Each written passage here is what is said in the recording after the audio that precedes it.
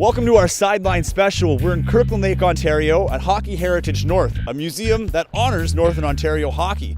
Now, we've been told any real hockey fan has to make a stop here to get a true appreciation of the roots of the game.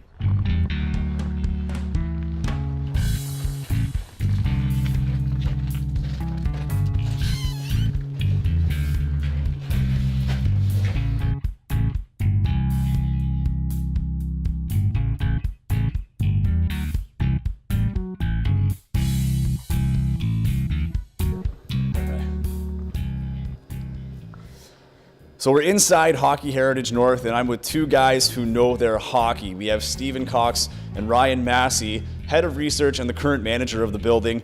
And how do you like this position, being the manager and having to work in this extremely cool place from day to day? And what's the public, what's the reaction when people come in here, when they enter and then when they come out, that reaction of what they just saw? What is it like? Well, if it's for exhibits or for the rentals, people are just very amazed and impressed about the contents and what goes on here at Hockey Heritage North. So people really, really like it. So are there hidden gems in there that we're going to see? Yeah, there's a few. Are you ready to take me on a tour? For sure, yeah. All right, let's go. All right, so as a proud Timmins boy, we're in front of a wall here. We found our first hidden gem. This is the McIntyre Arena on the wall, and this is the legendary Bill Barilko, who you would know from the Tragically Hip song 50 Mission Cap. And Steve, can you tell me a little bit more about this stick here and where it came from? In 1950, Douglas Gorey from Timmins was sitting in the McIntyre Arena watching a benefit game, and he happened to be sitting in the lucky seat that night, and he won this stick. Signed by Bill Barilko, Alan Stanley, and a number of other professionals from the Timmins area, so it's quite the piece for sure. Quite the keepsake, eh? That's awesome. That's why it's behind glass, eh? Great. Well, let's move on to the next one. Yep. Hello, Canada and hockey fans in the United States and Newfoundland. Now, we live in a time where we have the luxury of high-definition television to watch events, but there was a time where we couldn't even watch the events. People had to listen in.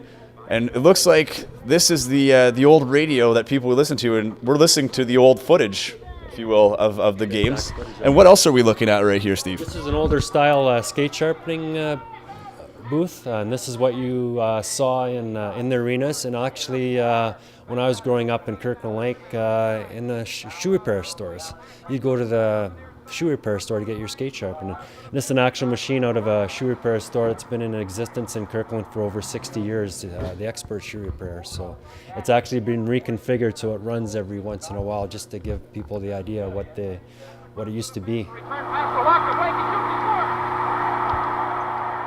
Now I'm sitting here. This was a dream of mine that it's now long gone because it's it's just not going to happen. But this is what we're looking at right now, is jerseys from the 1972 team, and this is the one spot that hasn't changed in the entire building, right? This is the one that stays the same because it's so important. That's right. The 72 Canada-Russia series was probably the most watched, most important series in the history of the game, as far as some people are concerned. And at Hockey Heritage North, we were fortunate. We had 6 honored members that played for that club. The Espositos from the Sioux, the Mahavaliges from Timmins, J.P. Parise from Smooth Rock Falls, and then Mickey Redmond from Kirikland Lake.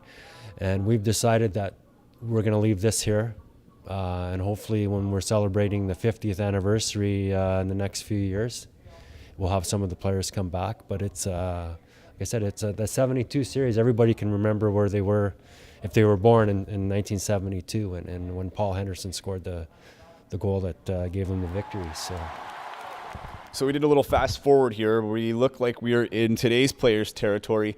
Can you explain to me a little bit in this area here and how you're honoring the players of current time?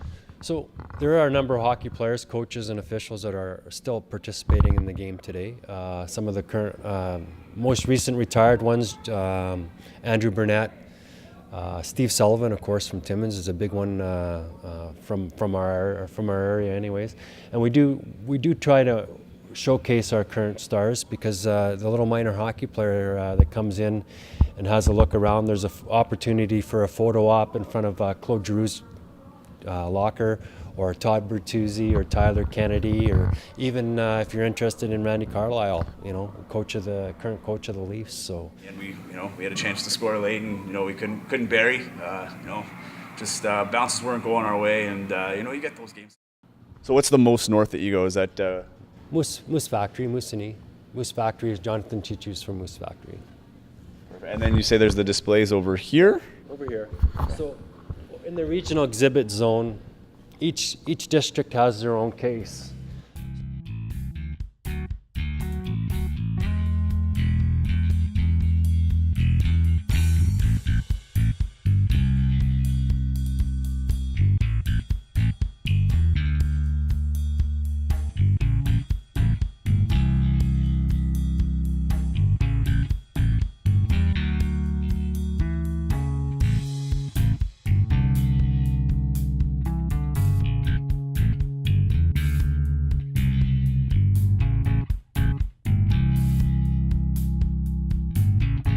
Now we're in the fun zone area of the Hockey Heritage North.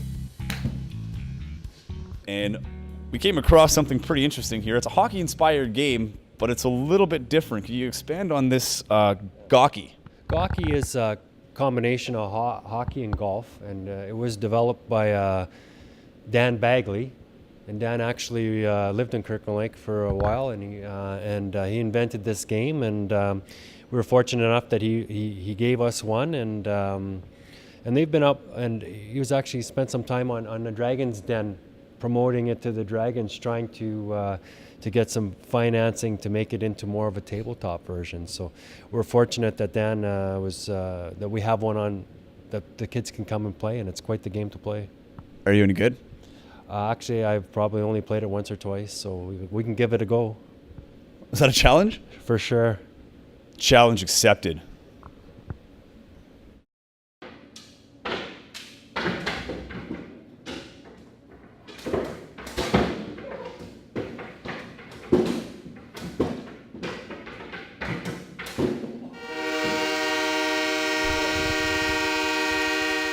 Right now, we are in the Gold Hall, which for me was the most striking room in this whole building.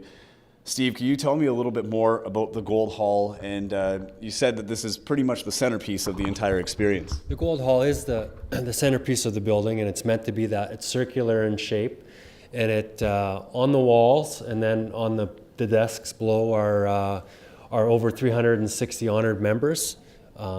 And it's designed in a way that it's interactive at the same time, where visitors can take a piece of paper and a crayon, and the profile on the desk is a raised etching, so they can take a rubbing of the honored member. So if that player happens to be in the building on that day, then you can get an autographed. And along with a tribute and honoring our honored members, we do have replicas of the National Hockey League awards. Everything from, of course, the Stanley Cup, to the Conn Smythe Trophy, to the Lady Byng, and the replicas and the exact replicas that the player is presented at the awards at the end of the season. So these are the ones that the replicas that they actually get to take home, right? That's correct. And you are also the only place other than the NHL that actually has the replicas, right? That's the complete set, yes. So this beautiful room here is going to conclude our tour. So I want to thank you, Steve and Ryan, for this wonderful experience. It was a great place. And that also concludes our show. We want to thank you guys for tuning in, and we'll see you next time on Sidelined.